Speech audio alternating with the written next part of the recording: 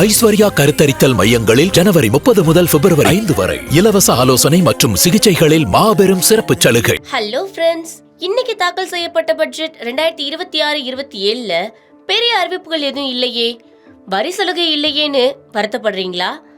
ஆனா நிதியமைச்சர் நிர்மலா சீதாராமன் அவர்கள் ஒரு மிகப்பெரிய லாங் கேம் ஆடி இருக்காங்க. கைத்தட்டல்களுக்காக இல்லாம நாட்டோட பொருளாதார வளர்ச்சியை உறுதிப்படுத்துறது தான் இந்த பட்ஜெட்டோட உண்மையான நோக்கம். இந்த பட்ஜெட்ல எந்த ஒரு பெரிய வரி சலுகையோ அல்லது கவர்ச்சியான அறிவிப்புகளோ இல்ல.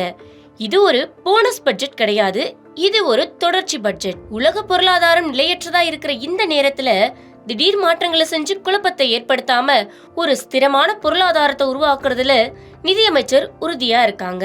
நம்ம நாட்டோட ஜிடிபில உற்பத்தி துறையோட பங்கு 20%க்கும் கீழே தான் இருக்கு.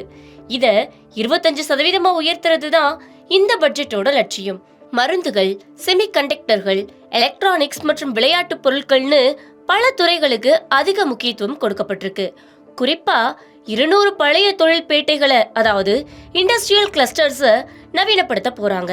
இது லட்சக்கணக்கான இளைஞர்களுக்கு வேலை வாய்ப்பை உருவாக்கும். சிறிய மற்றும் நடுத்தர நிறுவனங்கள் MSME-க்களை வெறும் பிழைப்புக்காக மட்டும் இல்லாம உலகத்தரம் வாய்ந்த கம்பெனிகளா மாத்த போறாங்க. டெக்டைல்ஸ் மற்றும் இன்ஜினியரிங் பொருட்கள்ல MSME-க்கள் தான் உண்மையான சாம்பியன்ஸ். அவங்களுக்கு தேவையான மூலதனம் மற்றும் டெக்னாலஜிய இந்த பட்ஜெட் வழங்க வழிவகுக்குது. அரசாங்கம் இந்த வருஷத்துக்கான மூலதன செலவுக்காக 12.2 லட்சம் கோடி ரூபாயை ஒதுக்கி இருக்கு. இது கடந்த வருஷத்தை விட அதிகம். இந்த முதலீடு ரயில்வே, பாதுகாப்பு மற்றும் கட்டுமான துறையில பெரிய தாக்கத்தை ஏற்படுத்தும். முக்கியமான விஷயம் என்னன்னா, அரசாங்கம் கடன் வாங்குறதை விட உருப்படியான திட்டங்களுக்கு செலவு செய்யறதுல அதிக கவனம் செலுத்துது. முதல் முறையா கடனுக்கும் ஜிடிபிக்குமான விகிதத்தை அடிப்படையா வச்சு பட்ஜெட் போடப்பட்டிருக்கு. நிதி பற்றாக்குறை பிஸ்கல் டெபிசிட்ட 4.3% குறைச்சு கடன் சுமையை குறைக்க திட்டமிட்டிருக்காங்க. இது உலக நாடுகளுக்கு இந்திய பொருளாதாரம் மேல இருக்கக்கூடிய நம்பிக்கையை அதிகப்படுத்தும். சுருக்கமா சொல்ல போனா, இது உடனடி இனிப்பு தரும் பட்ஜெட் இல்ல, ஆனா நீண்ட காலத்துக்கு ஆரோக்கியம் தரும் மருந்து போன்ற பட்ஜெட். மேனுஃபேக்சரிங், MSME மற்றும் உள்கட்டமைப்பு மூலமா இந்தியாவை உலகின் 3வது பெரிய பொருளாதாரமா மாத்த இது ஒரு நல்ல அஸ்திவாரம். மத்திய பாதுகாப்பு துறைக்கு இந்த பட்ஜெட்ல மொத்த ரூபாய் 7.85 லட்சம் கோடி நிதி ஒதுக்கீடு செய்யப்பட்டிருக்கு.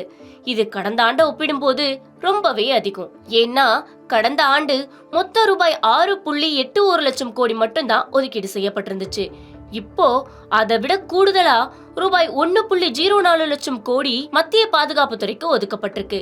இது 15% அதிகமாகும். இந்த நிதியில ராணுவ தளவாடங்களை நவீனப்படுத்த ரூபாய் 2.19 லட்சம் கோடி ஒதுக்கீடு செய்யப்பட்டிருக்கு.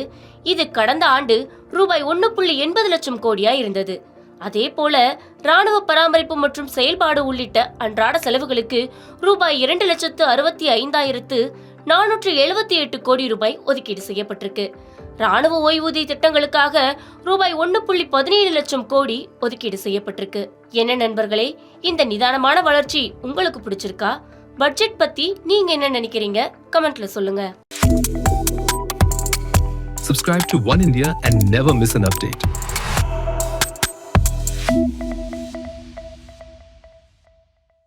ஐஸ்வர்யா கருத்தரித்தல் மையங்களில் ஜனவரி 30 முதல் பிப்ரவரி 5 வரை இலவச ஆலோசனை மற்றும் சிகிச்சைகளில் மாபெரும் சிறப்பு சலுகை.